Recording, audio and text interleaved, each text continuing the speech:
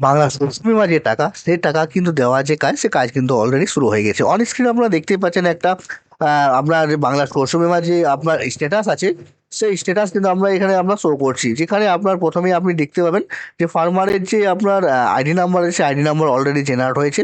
এবং সর্বশেষে সবচেয়ে একটা গুরুত্বপূর্ণ জিনিস হচ্ছে পলিসি নাম্বার। অলরেডি কিন্তু পলিসি নাম্বারটাও কিন্তু জেনারেট হয়ে গেছে। তার সাথে প্রোডাক্ট যে আপনার কোড আছে সেটা দেওয়া আছে, ফার্মারের নাম দেওয়া আছে, ইয়ারটা দেওয়া আছে, কোন সিজনের জন্য ইনি আপনার বিমাটা করেছেন, খারিফ সিজন, সেটা দেওয়া আছে, আপনার স্টেট, আপনার ডিস্ট্রিক্ট, আপনার ব্লক, সমস্ত কিছু দেওয়া আছে। এবং ওনার কিসের জন্য আপনি শস্য বিমা করেছিলেন সেটা কিন্তু এখানে দেওয়া রয়েছে। কোন ব্যাংকে আপনার এনার ইন্স্যুরেন্স করা রয়েছে বা কোন ব্যাংকে টাকাটা ঢুকবে সেই ডিটেলসটা কিন্তু এখানে দেওয়া রয়েছে। এর মধ্যে সমস্ত কিছু কিন্তু এখানে দেখতে পাচ্ছেন।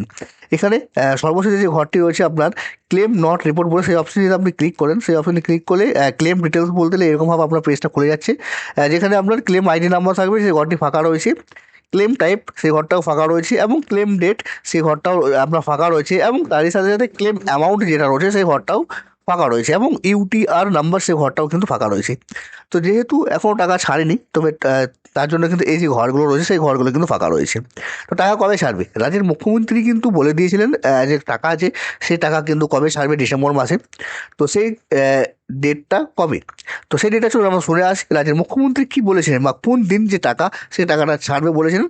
তারপরেই কিন্তু আপনাদের যে বাকি যে ডিটেলসগুলো আছে সেই সমস্ত ডিটেলসগুলো আপনাদেরকে বল। শস্য বীমা প্রকল্প মানে ক্রপ ইন্স্যুরেন্স। আগে চাষিদের টাকা দিতে হতো, কিন্তু এখন চাষিদের টাকা দিতে হয় না, আর সেন্ট্রাল গভর্নমেন্টের টাকা আসে না, আমরা দিই 100%।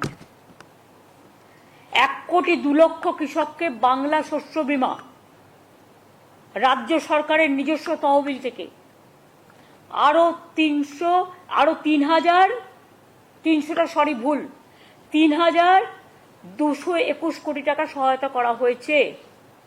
এছাড়াও বন্যা ও দানার মতো নানা প্রাকৃতিক বিপর্যয়ে বাংলা শস্য বীমার সময় সেপ্টেম্বর পর্যন্ত থাকে শস্য বীমা করা, এটা নভেম্বর পর্যন্ত বাড়ানো হয়েছে। এবং রাজ্য জুড়ে এর জন্য ক্যাম্পও করা হয়েছে। প্রায় 65 লক্ষ কৃষক এতে নাম লিখিয়েছে। এটা আলাদা নতুন হবে, যারা এই দানা হয়ে গেল, বন্যা হয়ে গেল, রিসেন্ট যেগুলো হলো, সার্ভেটা কমপ্লিট হয়ে গেছে। ডিসেম্বর মাসের মধ্যেই এই ক্ষতিপূরণটা যোগ্য কৃষক, প্রত্যেক যোগ্য কৃষক বা ক্ষেত মজদুর বর্গাদার যেই থাকুক, ক্ষতিপূরণের টাকাটা পেয়ে যাবে। এবছরে যে বন্যা বা দানা হলো সেটার টাকাটাও, কারণ এখন তো কেন্দ্র সরকার বন্যা 1 পয়সাও দেয় না, সেই জন্য